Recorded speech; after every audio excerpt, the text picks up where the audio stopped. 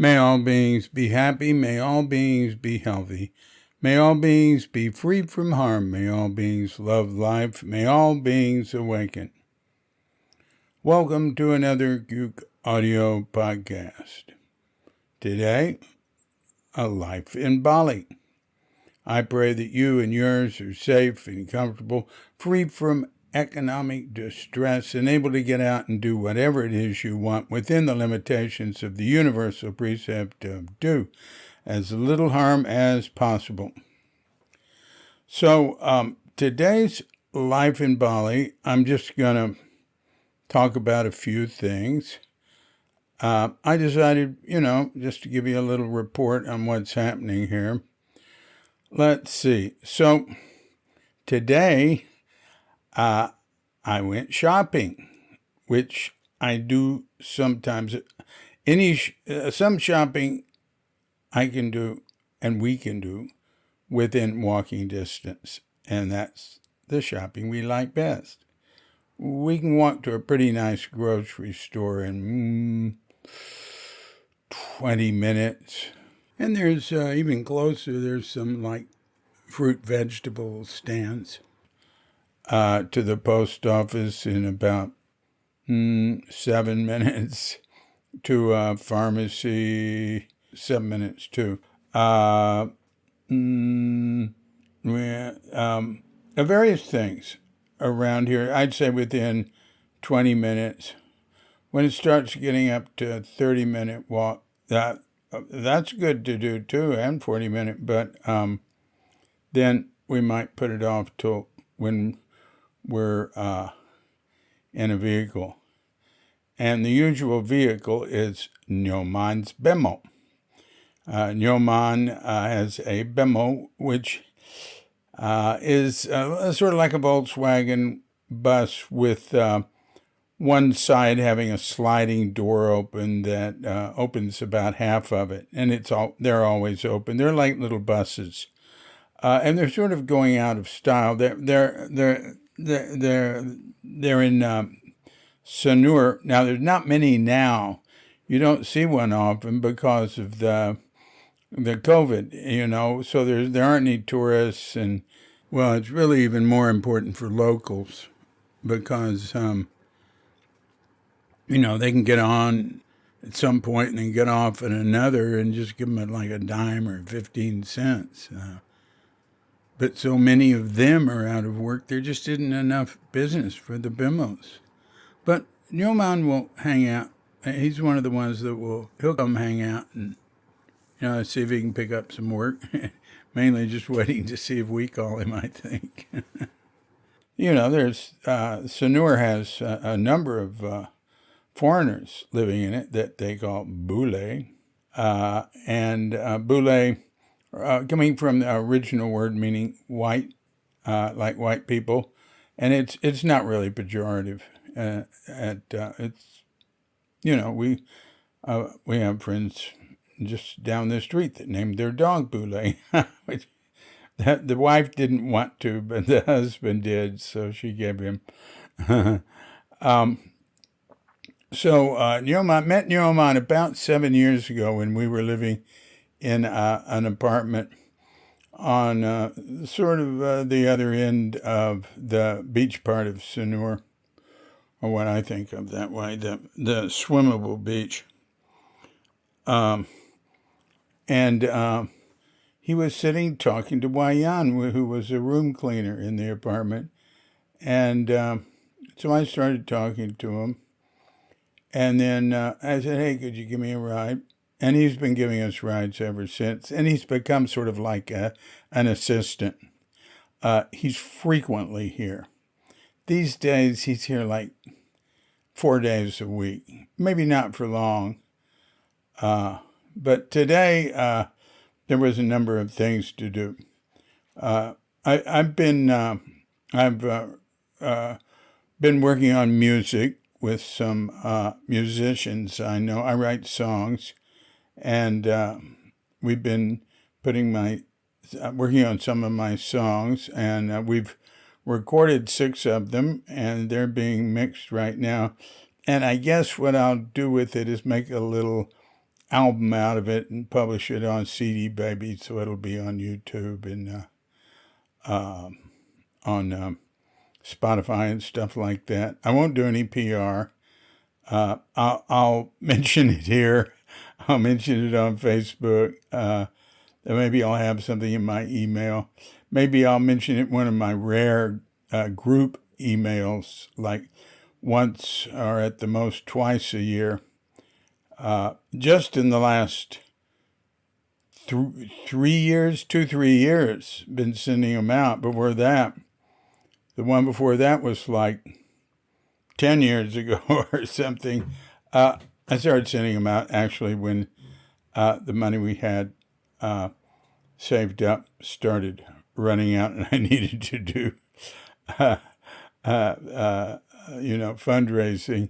Now, most intelligent people who live a sort of non-profit life will do fundraising regardless of how much money they have.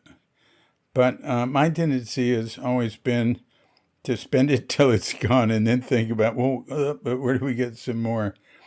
But, being older, I am less sort of devil may care. So I'm sort of providing for it. And there have been some very generous people that have helped keep Cuke archives going. And, the main expense of Cuke archives is just to provide food, clothing, and shelter for me and my wife, because our the people who do so much to help keep it going, Peter Ford, and this for the last year, Wendy Piercing, and then others. There, there's a "Who Are We?" If you look at the Cuke Archives presentation, you can get a link from the homepage.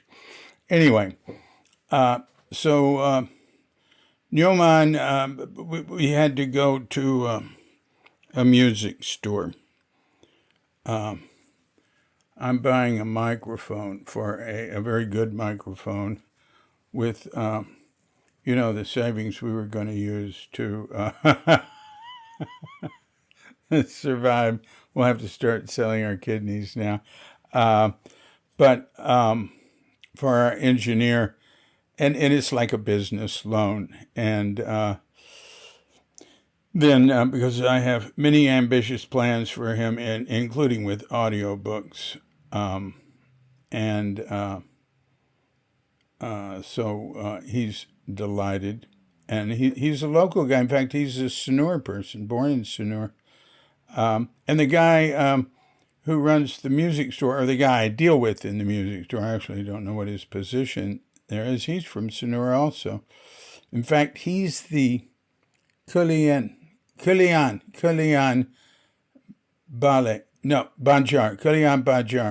He's the sort of like the head of his local community, sort of like local neighborhood government thing. In Bali, every neighborhood has a Bajar, has a meeting place, has guys who provide, parking when there's ceremonies, and there's ceremonies all the time here. And they're sort of like local police, really. And, if you got problems, you go to the Banjar. And the police tend to do more like give traffic tickets. But no, they don't give traffic tickets. I've never seen that. They stop people and check for registration.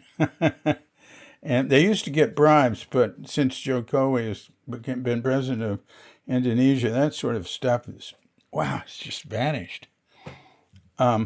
Anyway, so we went to the music store, and I talked to Wayan. He's a recording engineer too, and he worked with, and so did today the engineer I work with, TUDE today, and people jokingly sometimes call him Hari Ini, which is today in Indonesian. Anyway, and they have worked with the band Navicula, which they pronounce Napikula. They don't say V. V is not in. There's V and F aren't used in Balinese. Now the Java people use F. They have F in names, So Ferry is a carpenter who's been doing some stuff here, and I thought his name was Perry for a long time because that's the way the Balinese were pronouncing his name. And we have his friend Yvonne, and our housekeeper calls her Ipan. Incidentally, we're required by law to have a housekeeper, and foreigners when we get our visas. Part of getting the visa is showing the housekeeper's identification card. So anyway, you don't mind throwing me downtown, and I don't get downtown much. Really, just like once every few months. Sanura's on the edge of Denpasar. Sometimes more often than that. We took my guitar to a place where they just dropped it off and they restrung it. Because I had a string break when we were practicing a few days ago. Then I really needed to get a step stool. It was a hard thing to describe. I used the word for ladder, and I said it folds and stuff. So we tried a few places for that, and couldn't find anything any good. We got Katrinka a spray bottle in one place where we tried, and went to a really good restaurant supply home store that's really cheap downtown, and tried to get the step ladder. Couldn't, but we got a little toaster oven because our toaster it's ready to give to Nyoman. He'll take anything like that and sell it to some guy who fixes up things, or get it fixed up and sell it. He's like a scavenger. So we got a nice little one, and then, I really needed that step ladder because my studio has only 2 little windows, and that's one good thing about it. But I need to really cover them well, like if there's birds chirping, which are sweet and everything. But I might, if I'm doing a podcast, I might leave it that way, right? But if I'm working on an audiobook, I can't have that. So there's a curtain rod there. So I needed to be able to cover that window. So I figured just all I need is a cushion that's narrow, like a foam cushion, to push under the curtain rod to cover, like 2 inches of foam to cover over the window. And all I have to do is push it up. But I had a little stool there that I'd stand on to close the window, which was a little hard. I had to reach my hands up and get that hook, that long hook, and then push the window open. It opens out, hinging from the top, and then, like holding it open with my wrist and then coming down with my fingers into the hook. And my left hand, I can't lift very high because of an old injury, but that's good exercise. And it's like shaking, and I'm pushing it up. But to push the cushion up under the curtain rod there, that's too much. I can't do it from that low a height. And and I know because went to a tailor that's just a 10-minute walk from here, and I was telling him I wanted something like that. Could he make? And he had something already there that he can just cut down. But I said, well, let me take it home and see if it fits. So I took it home, saw if it fit, and came back. I said, yeah, it does. It's perfect. He just needs to cut it down. So, but I needed one of these step ladders you see people have in kitchens so they can reach the top shelf or something. They sort of fold closed, and they have 2 or 3 steps on them. So guess where I finally found one? Nobody had one. And I'll tell you, the last place I go for any hardware type thing is Ace Hardware. And there's a number of them in this area. There's one in Denpasar, and there's one over there in Bandung, and they're just more expensive. Ace here is like the high-end hardware store. And went up to the third floor, which I liked. In fact, I was on the third floor in two places, walking up steps, and I like that. That's one good thing about my office and my stuff room, which I'm in now, are both on the second floor. So I'm going up and down the stairs all the time, and I really like that. Of course, with somebody my delicate age of 76, you got to be really careful not to fall downstairs. A friend of mine died recently, an acquaintance of mine, woman who's one of the owners of Reader's Books in Sonoma. Very sad. Lou Richmond told me. And Bob Gnast had a terrible fall on some steps in Italy, and that's sort of he couldn't function. He had pretty bad brain damage from that, and falling when you get my age. I fell a number of times. In fact, when a couple of years ago, maybe it was 3 years ago, but I haven't since then. I talked about all the falls in the early podcasts. Almost 2 years ago. But anyway, so I needed a good, stable step ladder. And Ace had it. It was really good. And they had, I said, Katrinka's a member. Because you get you get refund. And, or you get, money back you can apply toward purchases, a real one. So all I had to do is give them her name and her birthday, and I got them both right. And so I got that, except it was $599,000, which is about $42. Pretty expensive, huh? But that was it. It was that or nothing. And see why I don't go to Ace? I mean, things here are cheap. Or why I put Ace to Aces last. And, I'll get there once or twice a year for something. So the woman said to me, who'd helped me find this, the cashier, she said, $599,000, for every 100,000 in a purchase, you get points. She'll get points. So if you buy something that costs 1,000, you'll get more points. So, oh God, I have to confess. To me, drinking a Coca-Cola is like reverting to just the most low evil depths.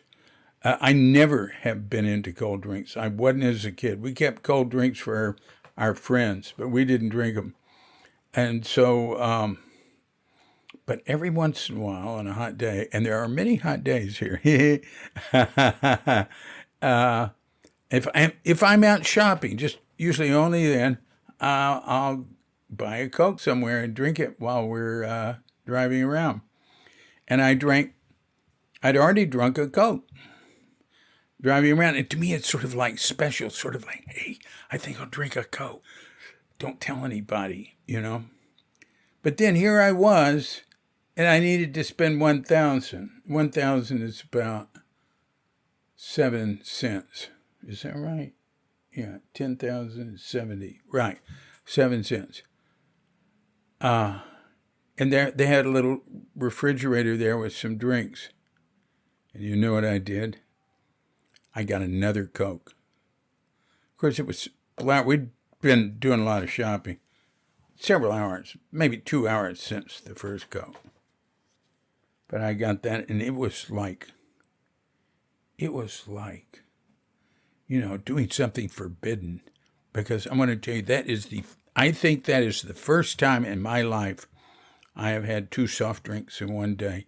Maybe with the exception of when I was a teenage alcoholic. I liked straight hard liquor, but sometimes I'd be somewhere where you needed to sort of hide it, so you'd put it in something. And I didn't like rum and Coke or anything like that. So maybe I would have had some 7-Up with vodka in it or something, and maybe had 2 7-Ups or 3 or 4, who knows. But anyway, so I drank my second Coke and took that step ladder proudly back to the car, and we had to go to the bank, and go to the ATM. I only go to ATMs where there is a guard, and I don't think I've been to any ATM except this one where our bank is in several years. I can't think of anything because I've been phished twice. That means some unguarded ATM, some Bulgarians, they're the ones that kept getting arrested for doing this. Eastern Europeans, Russians, I'm sorry, they have gained a bad reputation here for coming here to figure out how to scam people illegally for things, and they get arrested. You see them in the papers. But there are many good ones. So anyway, fished twice, which means all of a sudden there's charges coming on your credit card from where? How'd that happen? Or actually, that's not what happened to me. It was not a credit card. It was a debit card. But there is a credit card logo on it, so it can be used that way. But maybe the way they fished, that didn't work.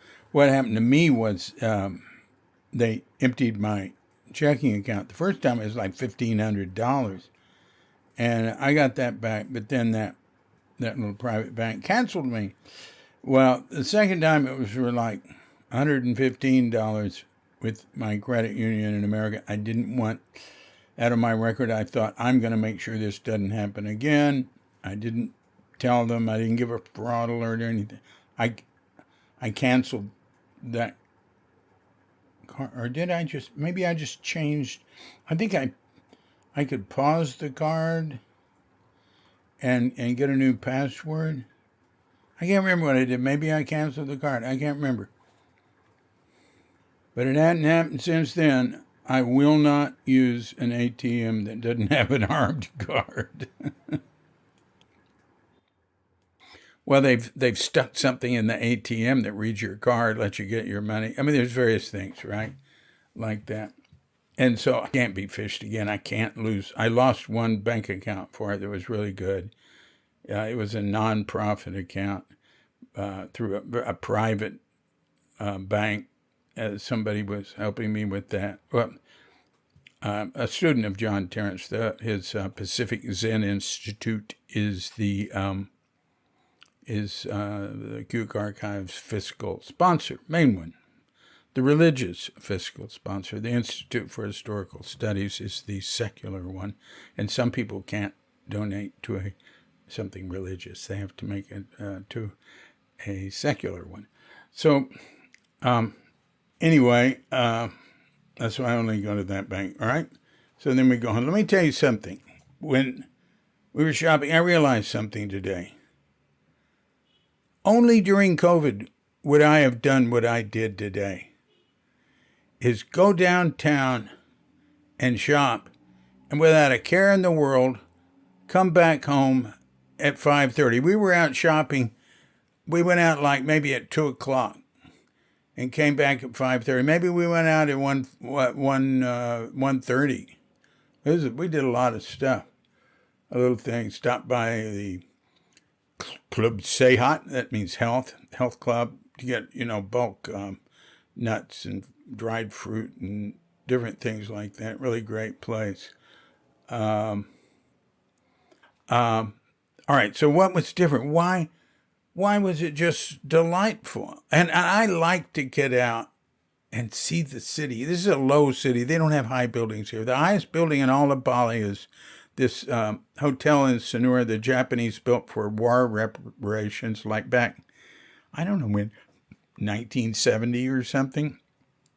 They made it 8 stories tall, sort of a modern, for 1970 type building, and people were horrified at an 8-story building here. And after that, there was a rule made, maybe by the sort of governing council of Hindu priests or something, whatever, that you couldn't build a building here taller than a coconut tree.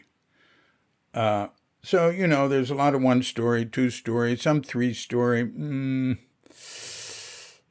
some 4-story, very rare, like, I don't know, some department stores, our shopping malls, We go up that high. But it's a low city. Like Los Angeles and Tokyo's that way too. They're sort of low. Of course, they have Los Angeles and Tokyo have many buildings much taller than what we have here. But I love going around and just every time you get out, anytime we get out or do anything, and we say hello to people, you can just start talking with them, and not just me, man too. He's going up to a guy, what's that you got on your motor scooter there? The guy had a big piece of like some sort of heavy clear plastic, but it was like a balloon, and there was a carp in it, which he called poi. Oh, I think that's a Japanese word, isn't it? I think. Anyway, so it's funny. It's fun exchanging with people. It's everybody's fun to relate to. That's my experience. Everybody's polite with each other. They're friendly.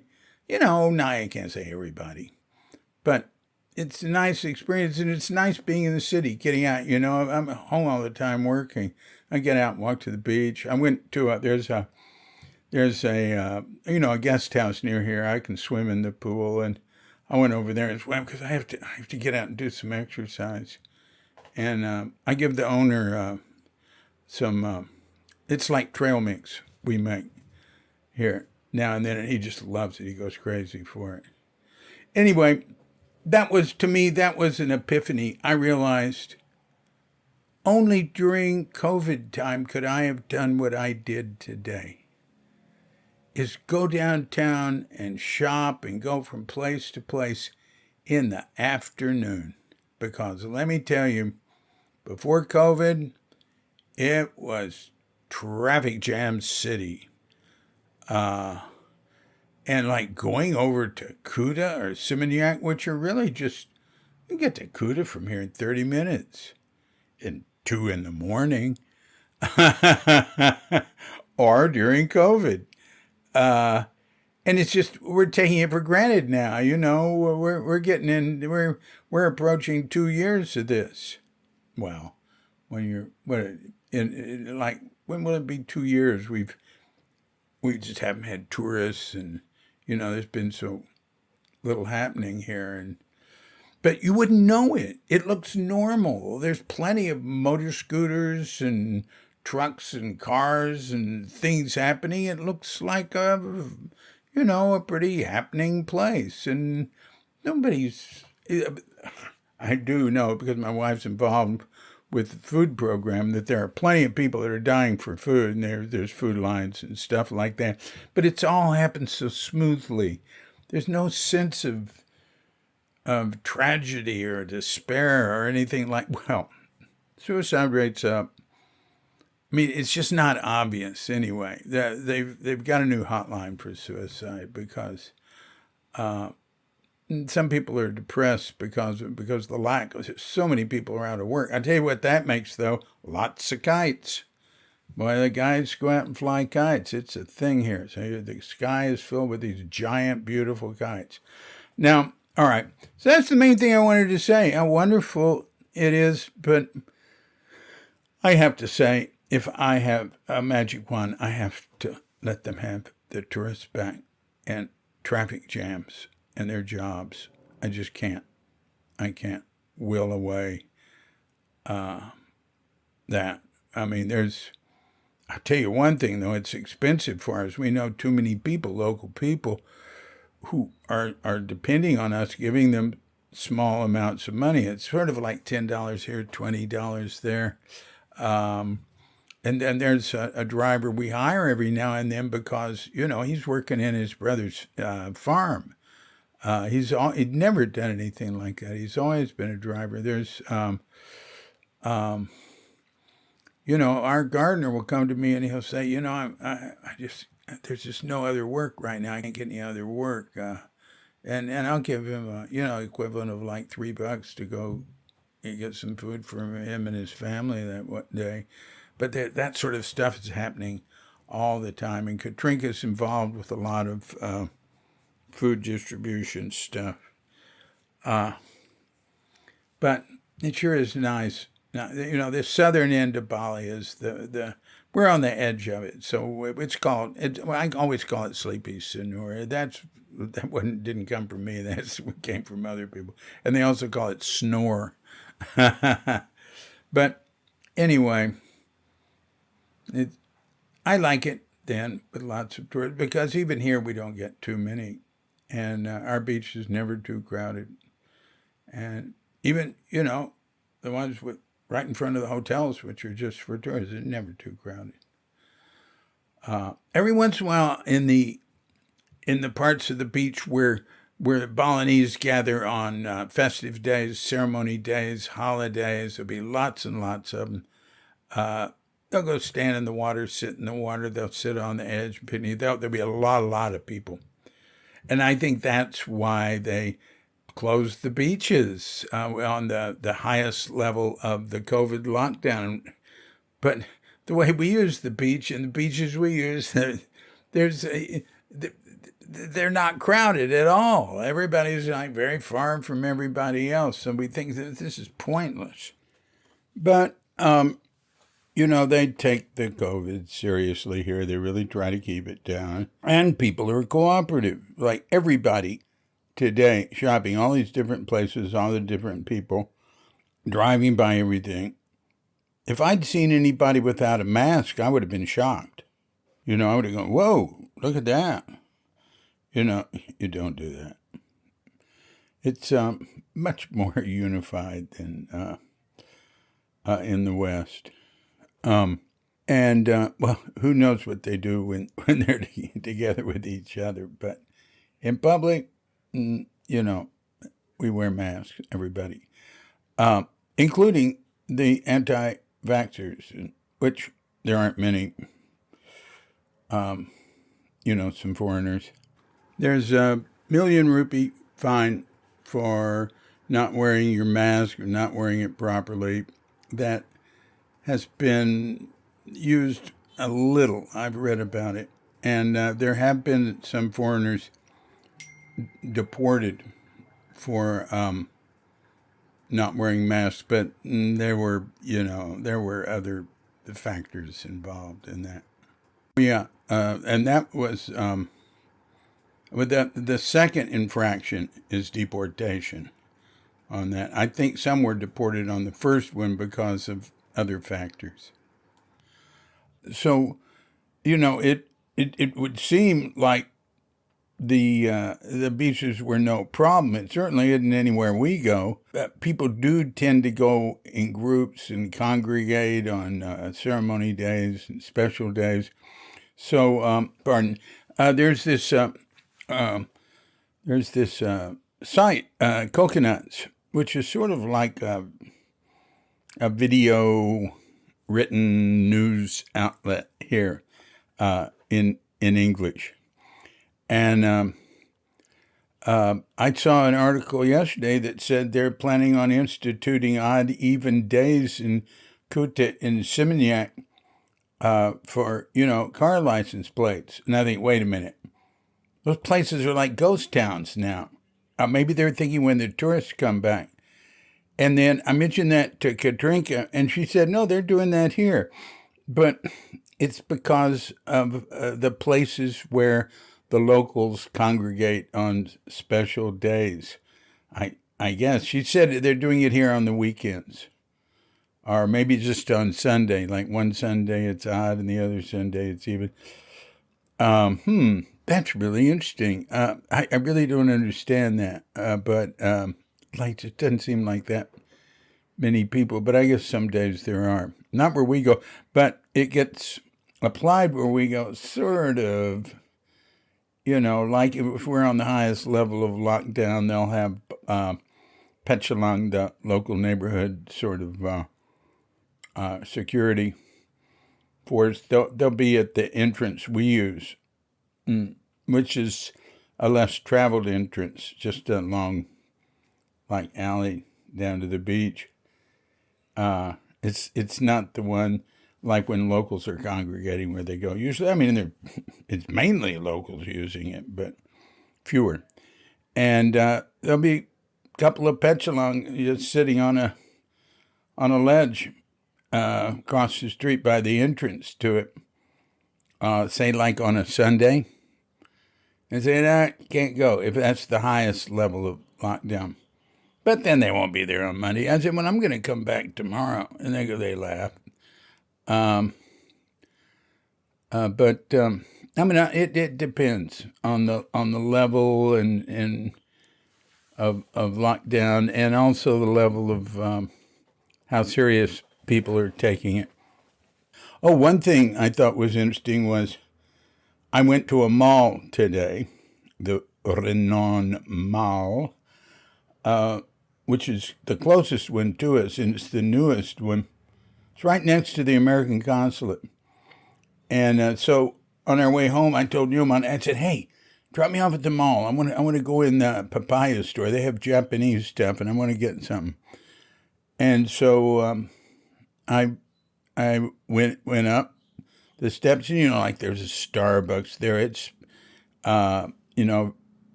various nice things. There's a theater up top, and it's a small mall. All malls in Bali are fairly small compared to what you see in Singapore, Kuala Lumpur, Jakarta. I mean, they have, maybe Singapore doesn't have giant ones. Kuala Lumpur sure does, really big.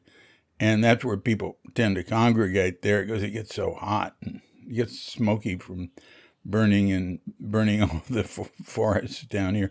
Although I think that's happening less. Anyway, so I went up the steps. And I go over to, there's like some people eating out at restaurants. They're eating on the outside.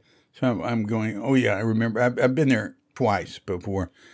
And once for a meeting with, the consulate had a meeting with people from the embassy. So local Americans would go and ask questions and hear things.